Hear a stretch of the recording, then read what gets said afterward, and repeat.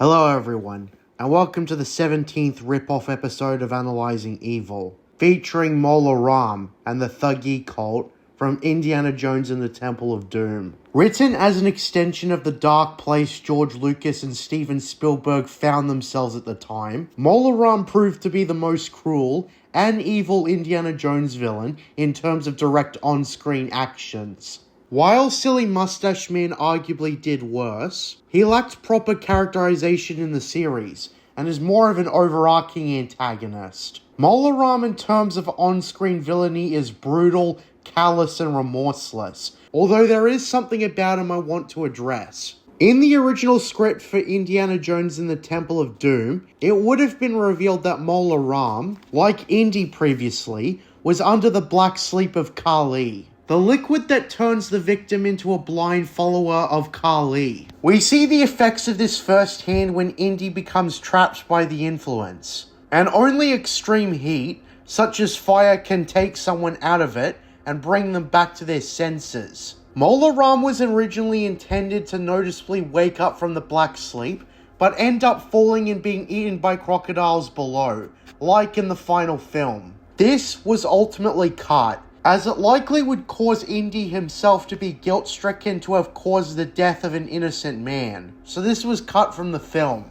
but was still detailed in the novelization. But in the main Indiana Jones canon, it's up for debate whether or not Mola Ram was under the black sleep of Kali himself, and whether he had full control over his heinous actions, since it was cut from the film for the reason that it was. We can likely conclude that in the canon he was not. As the leader, he was fully conscious and chose to inflict suffering onto others. However, it's still worth noting that this is never confirmed in the film, so it remains a possibility, and something Indy may have pondered about looking back on the event. So for this video, we will be working on the assumption that Mola Ram acted of his own accord, and chose to do everything he did. So let's begin. Mola Ram was born sometime after 1850 in Bengal, Imperial British India.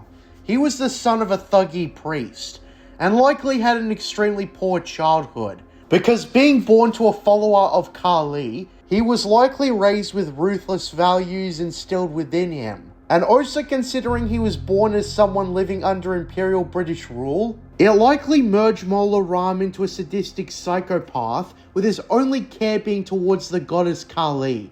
However, it was probably twisted admiration at best, rather than genuine care. As for the sacrilegious headwear Mola Ram is depicted wearing, it is hinted that he killed the cow himself with his bare hands, and shrunk the human head himself, which only adds to the idea that Mola Ram was raised to be uncaring and selfish. I also find it unlikely he cared for anyone else throughout his life, since he is depicted disposing of his own allies with glee on his face. Out of the proper context, it may seem like Mola Ram is a victim of British imperialism, and the British may have attempted to wipe out other religions aside from the Thuggee cult that were completely harmless. It's clear that Mola Ram's hatred for British imperialists does not come from oppression, but rather a desire to dominate over all. The British Empire oppressing the Indian people is not a driving factor towards Mola Ram's hatred towards them by the events of the Temple of Doom. Rather,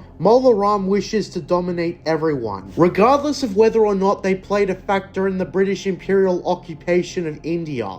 His goal was to eliminate not just the British, but every other government, and instill them with the Thuggee cult, where they would only worship Kali in the way he wanted everyone to worship her, and tear down every other religion such as Christianity, Islam, and the Jewish faith. In short, it was world domination with himself at the top. Regardless of your opinion of the British treatment of India, they had good reason to try and get rid of the Thuggee cult. By 1935, where the Temple of Doom takes place, the Thuggee cult moved from Bengal to Pankot, in which the cult were hiding in plain sight underneath the temple. Mola Ram had already possessed 2 of the Sankara Stones created by the god Shiva, and stole another one from the village of Mayapur, kidnapping the children as well. Mola Ram, as he explains to Indy, intends to find all 5 Sankara Stones, 2 of which they do not yet possess are buried in the temple, and the cult leader has relied on child slave labor to dig them up. As we see in the film, the already malnourished slaves are subject to awful treatment, and are whipped if they don't keep working. Mola Ram is shown to have a my way or the highway mentality, as he punishes those who do not do his bidding by having them whipped, or converted into followers of Kali through the black sleep liquid. Now, it's unclear why the black sleep is used sparingly. Perhaps there is only a limited supply. But whatever is the case, Mola Ram is shown to use the black sleep on his worst enemies. It can be inferred that the 2 boys stuck in the cage who feared to be forcibly converted must have pushed Mola Ram over the edge from something such as a refusal to work. I think this tells us that Mola Ram enjoys seeing his enemies suffer, but sees the use in converting those who cannot be broken conventionally. Case in point, Indiana Jones. Indiana Jones would never willingly join the Thuggee cult, so he was force-fed the liquid and became a follower of Kali Ma soon afterwards. His goal to dominate the world requires followers after all, but followers of such an extremely sadistic cult would be far and few between. The black sleep of Kali may convert people to the cult, but it's also a double-edged sword, due to the weakness of wearing off due to heat. Indiana Jones was woken up from the black sleep very shortly after being converted, as was the Maharaja. While the tops of the Thuggee cult are likely not under the black sleep, it's unclear how many indoctrinated cult members were killed at the end of the day. Mola Ram's only loyalty was to Kali, but as stated before, it was twisted admiration rather than genuine loyalty. Despite there being those who genuinely followed the cult just as much as he did not care for the other members. He was a terrible leader, and we see that eventually, things began to turn against him. Indiana Jones and his companions figured out how to combat the black sleep of Kali, ended up freeing the child slaves, and he himself was caught up by his desire to acquire the Sankara Stones. And as Indy righteously points out, he betrayed Shiva, and just like every other main villain, he's killed by the very thing he sought so much, and in the end, he is eaten after falling, and the Thuggee cult is destroyed forever.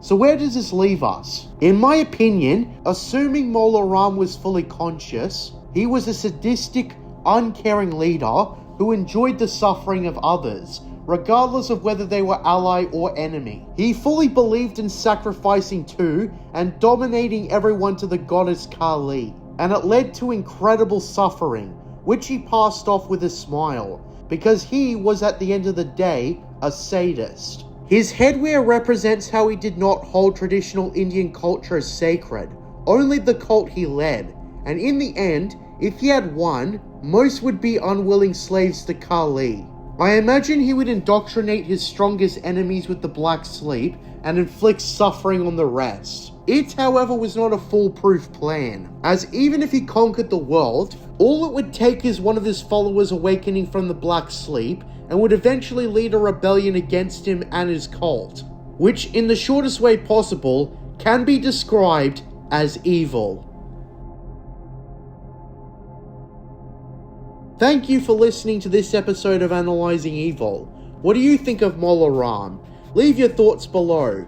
I'm JJ Plagiarisms, and until next time, what are stories with mystery boxes? Under the mountain, a golden fountain, were you praying at the Larish shrine?